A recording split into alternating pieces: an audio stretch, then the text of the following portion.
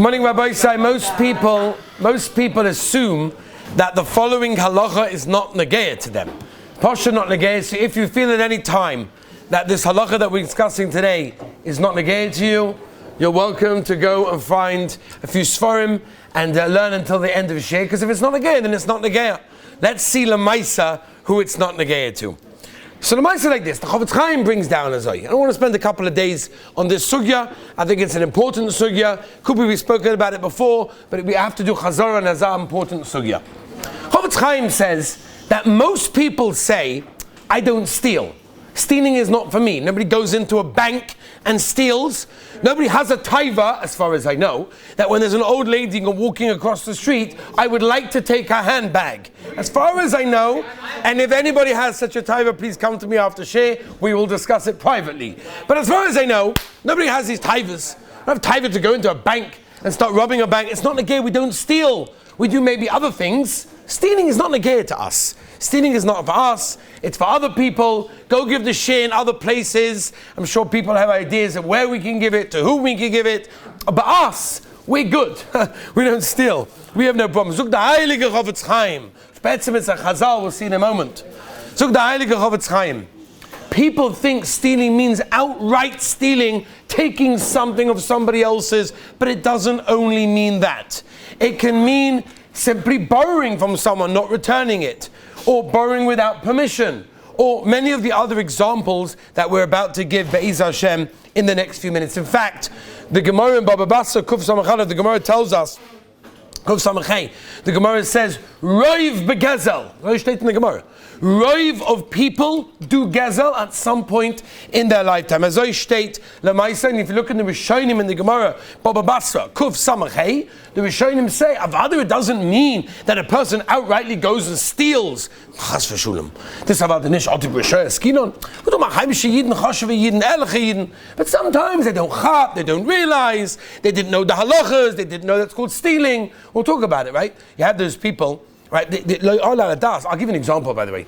This is a murder kamaisa by say. I received a phone call on Erev Shabbos one time, right? I've said the story before, but it's such a sensitive, like, shaila that you realize, like, whoa, somebody called up Erev Shabbos. It was a lady who had, she was going somewhere for Shabbos. I said, oh gosh, she was going somewhere for Shabbos. And she told them she was coming for Shabbos. She went to Tachal Mekazit, she missed her bus. So she missed her bus. So what was the shaila? What do you want from me? So the shaila, she wanted to know, this was shaila halacha lemaisa. Do I have to send the money that my hosts, what they prepared for me, food, whatever it was, because they assumed that I was coming, do I have to pay them the money because I didn't show up? Of course it was an onus, we understand, but like, most of us think of the shayla, I think, calm down, it's okay. Say that. It's nicht azoi. Because when we learn and understand the sensitivities of what means stealing, then in our minds, maybe something will change. I want to give you an example. The Chofetz Chaim talks about this parichas. The Chofetz Chaim says that you have to realize that a person cannot enter his final resting place after 120 years if he owes any money down in this world. And then he says, the Heilige Chofetz Chaim, and maybe a person will think, no, what's the big deal? Let's go back into the world. No, what's so bad? More falafel, more pictures. Come on, what could be greater than go down back into the world? What's the big deal? Zog the Heilige Chofetz Chaim. I want to tell you the Lashon. I'm not going to read it in Hebrew, but I'll read it to you in English. Zog the Heilige Chofetz Chaim, he brings a moshel amad of a doime. What is it comparable to? It's comparable to a man who realizes that parnasa in the place that he lives is just not going to happen. It's not going to be. So he says, I have to go traveling. So he goes traveling for months in those days by the boat. It takes months and months by the boat. And once you go already, you're going to stay for years and years until you accumulate a certain amount of money to support your family. And then you take a few months back, send a telegram, you're coming back, they're going to wait for you at the port. It's going to be gavaldik. He says goodbye to his family, his kids, his wife, and he starts to embark on the journey in order to make a parnasa. He makes a date that he's probably going to be back. He says, I'll send you a telegram a couple of months before that. You'll know I'm entering the boat. Everything's going to be great. I'm looking forward to Mitzvah Hashem to be able to finance the family. We'll be able to make chasanas. We'll be able to have food on the table. It's going to be gavaldik. Gets up. The guy works. He makes a sak geld. He's ready to come back. sent a telegram to the mishpacha, I am coming back, I'm taking the boat, we're landing on such and such a date, in such a port, at such a time, can't wait to see you. Can't imagine his kids, it's already been a few years, they've grown up already by now, so beautiful, I can't wait to see them, give them a hug, give them a kiss, this is gewaldig. It's getting closer and closer. He's looking with binoculars, he can see, he thinks those are his kids. Wow, they've grown so nicely, this is so beautiful. Can't wait to see them, spend time with them. It's gonna be great. And he gets closer and closer, finally the boat stops, and he goes down the bridge that leads you off the boat to the land, where everyone's waiting over there, the families are waiting. And all of a sudden they tap him on the shoulder, it's one of the officers, they say, I'm very, very sorry, we received a message from the island, from the place that you were working, and they said that you didn't finish off all your debts. There's a few things, you borrowed money, obviously when you started a business, you didn't finish off all of your finances over there, and because there's no way of sending the money back, you're going to have to go back in order to, and he's like, no, let me see my family, please, it's been years, I want to see, no, you're not going anywhere, let me at least go closer, let me give them a hug, let me see them, these are my kids, please, no, you're going nowhere. And they put him back on the boat, months and months, he's back over there. So the Heilige Chofetz Chaim. That's what happens when a person, Rachmana litzlan aleinu aleichem, leaves the world and he hasn't finished paying off the debts. It's not exciting to come back. It's not kedai to leave the world without settling any money that you may possibly owe to other people. And it's important for a person to realize how chomer this is. The Shiltas brings down how chomer this is. The punishment for gneva, for gzela, for stealing is so chomer that Chazal tell us, we know this, we saw this in Rashi, we saw this in the Gemara, we saw this in the Parshas Noach, that the Gzar Din of the Mabul was really the Maisa because of what? Because of gzela, because they were stealing. Okay, they were stealing in that case, and therefore that's how chomer a person has to be. In this case, the Gemara in Baba Kama Kuf test. For those of you that are doing Daf Yomi, you're going to have to wait over 100 days to get to this blat. But Al in the Gemara says that if a person steals, he's killing his victim. Right? It's a very, very chomer de gezach. In fact, the Netziv writes in Hemek Dovan Devarim, he says that when a person steals from someone else, it's the ultimate badness. Why?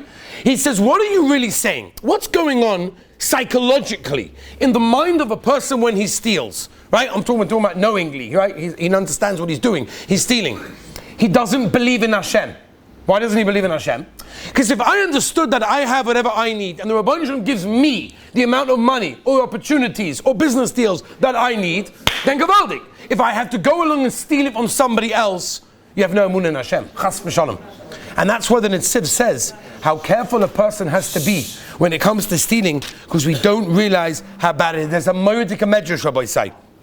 Shemois, Chav Beis, look it up. The Medrash says that when a person steals, it blocks his tefillahs. So there he is, davening away, davening, pounding the heavens, and he's wondering, why is it that my tefillahs are not getting answered? I daven with kavanah, with the Perish Milas. I went to the Siddur Shir, I know what it means. I'm davening. Gunisht. I don't get an answer. I know, says the Medrash, it could be that maybe there's something still on your plate that doesn't belong to you, that belongs to someone else. A person has to be ultimately very, very careful in this inyan. A person has to be careful. So I want to spend, like I told you, a couple of days of discussing some of the inyanim. What I want to do today is just one thing. I just want to give you a bit of a hagdama to understand what this means to steal. But I want to give you a couple of examples of things that maybe we didn't even realize was included in stealing, and then in Mitzvah Hashem we'll discuss tomorrow, whatever Rosh Chodesh, but Mitzvah Hashem we'll discuss Wednesday. Be'ez Hashem we'll discuss the inyan of stealing, the halacha when it comes to goyim, when it comes to all sorts of things. So one example over here is, the Sma brings down on Chosh Mishpat Shem Mem Ches. The Sma says that if a person steals, even al manas to return the item that he stole, that is called stealing in that case. In fact, if you look in the Gemara in Bava Metzia, Samachalaf on the base, it's quite clear that even if your kavanah is to benefit the person you're stealing from, that's called stealing. So for example, let's say you know there's a bacha that has a hat, and his hat is so ruined that he can't afford a new one. I'm going to buy him a new one. So I'm going to steal his hat, quote unquote, but it's okay because I'm buying him a new one. No, that's called stealing. Even if your kavanah is to give it back. So I'm going to steal his phone, so for the next 3-4 hours, he won't be able to use it. That's called stealing, even if the kavanah is, of course, to give him back in that case. And by the way, That's even if you're there to teach him a lesson, with the acceptance of, you have an exception of a rebbe or a parent that's trying to be machanech a child, then avada, of course they could do that. But you're talking about roommates, chaverim, chavrusas, friends. That's the halacha. This is why people don't know this.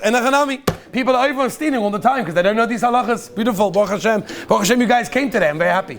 So Al Kaponim, that is called stealing. It's often a Gemara. It's a paskin in Shulchan Aruch that if a person steals even almanas to return, it's called stealing 100%. In fact, Shulchan Aruch Shimon Ches says clearly Sibais that if a person steals from a child, that is also considered to be stealing. Right? Even if he's a little kid, it's under bar mitzvah, it's under chinuch, who cares? No, that is considered to be stealing in that case. Even stealing from family members. People think, okay, it's ein mishpacha, we're all family. No such thing. Stealing from family members is the same thing. Also, even for a joke, would be the same thing. Be'ez Hashem, Rabbi Sai, a lot more to cover, a lot more to do. Be'ez Hashem, next year we will be discussing Halacha L'Maisa, Hilchas Stealing. Join us then. Have a great day.